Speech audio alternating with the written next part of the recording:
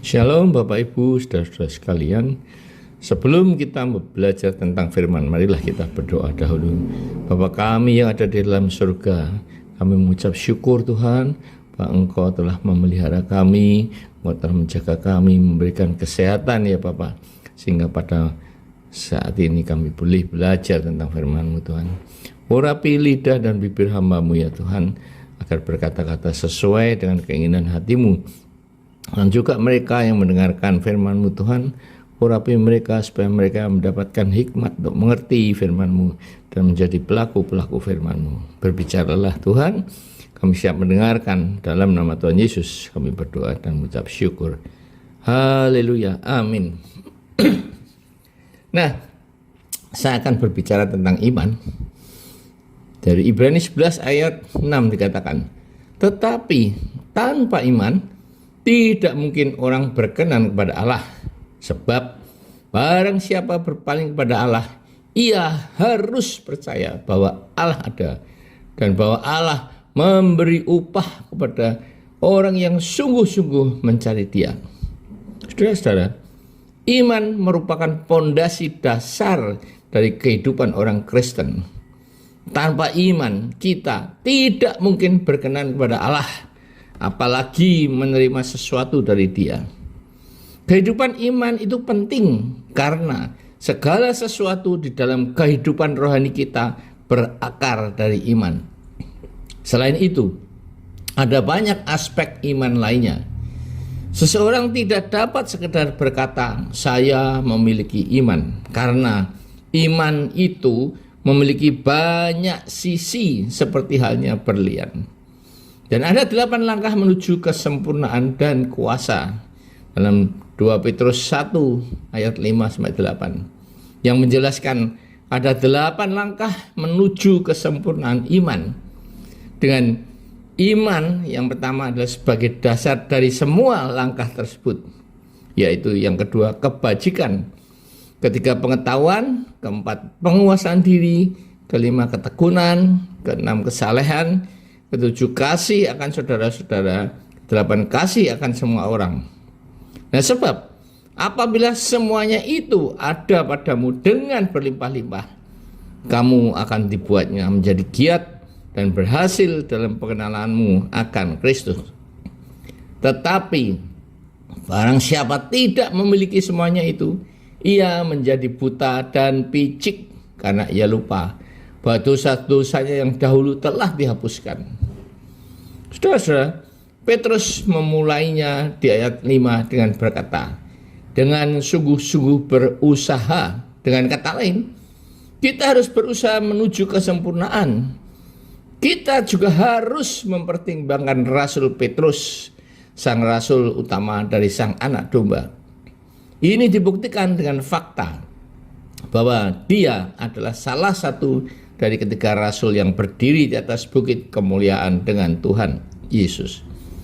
Paulus menggambarkan Petrus sebagai salah satu dari ketiga pilar penopang gereja yang mula-mula dalam Galatia 2 ayat 9. Karena itu, apapun yang dituliskan oleh Petrus sangatlah penting. Surat Petrus yang kedua ditulis sebelum dia mati syahid, ketika ia dengan jelas memahami bahwa itu akan terjadi. Kesempatannya yang terakhir untuk berkomunikasi dengan gereja-gereja yang berada di bawah naungan kerasulannya. Karena apa yang ditulis di dalam kitab-kitab Petrus adalah curahan jiwanya, hal-hal yang dia anggap sebagai aspek-aspek yang paling penting dalam kekristenan dan iman orang Kristen. Nah, sekarang pertanyaannya untuk direnungkan. Sampai di manakah level iman kita? Dilihat dari definisi iman dalam Ibrani 11 ayat 1. Iman adalah dasar dari segala sesuatu yang kita harapkan dan bukti dari segala sesuatu yang tidak kita lihat. Jadi ada 4 faktor di dalam iman, yaitu yang pertama adalah dasar, yang kedua harapan, yang ketiga bukti, dan yang keempat yang terjadi. Nah, sekarang apa yang saudara lakukan jika menghadapi masalah? Jika definisi iman mengandung keempat syarat di atas, Misalnya saja saudara mempunyai masalah keuangan yang sering terjadi pada semua anak-anak Tuhan. Saya akan memberikan contoh apa yang saya alami selama 18 tahun tanpa mempunyai income tetap. Yang kita harapkan tentunya, seperti juga harapan saudara dan saya, adalah keluar dari masalahnya, bukan? Nah, jika masalahnya adalah keuangan, ada beberapa cara untuk mengatasinya. Seperti yang pertama, pinjam uang dari siapa saja. Yang kedua, menjual harta benda yang ada. Yang ketiga, berdoa agar diberi jalan keluar oleh Tuhan.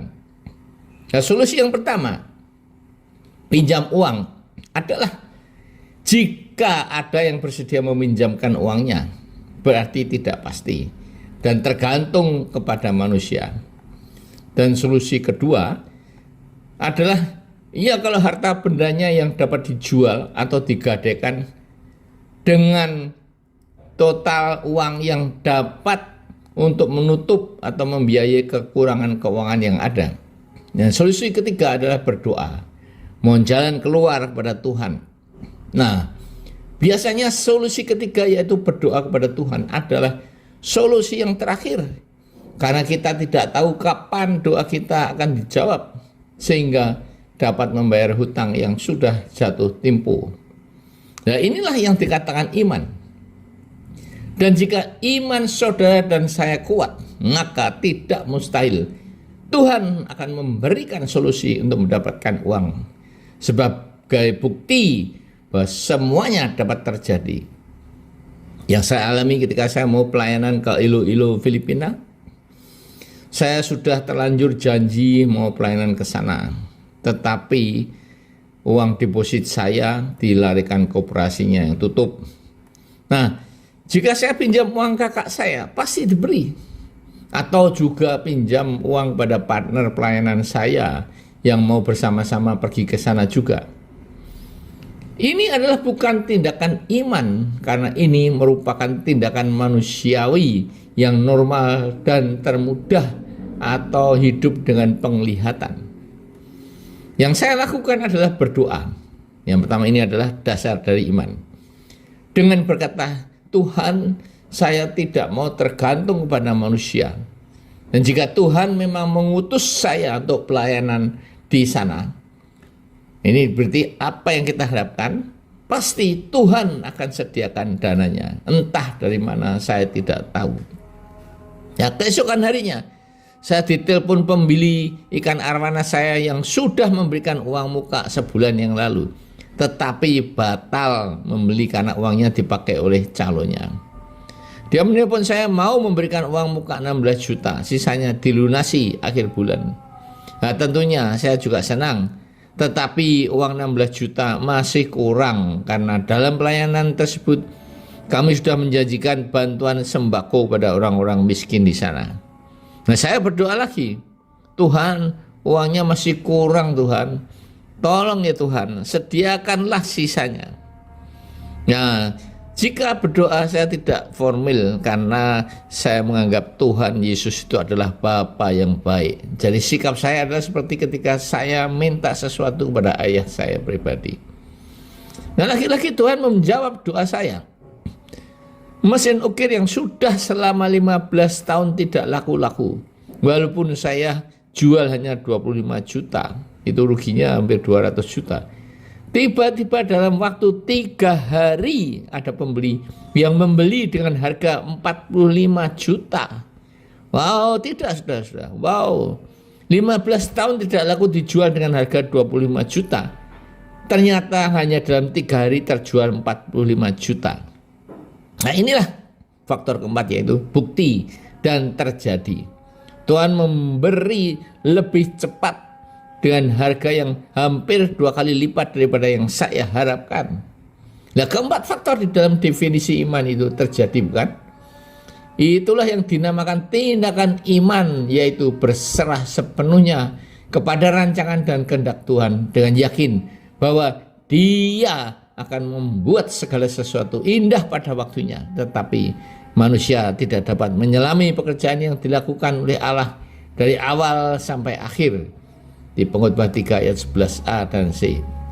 Sebagai penutup, saya berikan ayat Roma 10 ayat 11.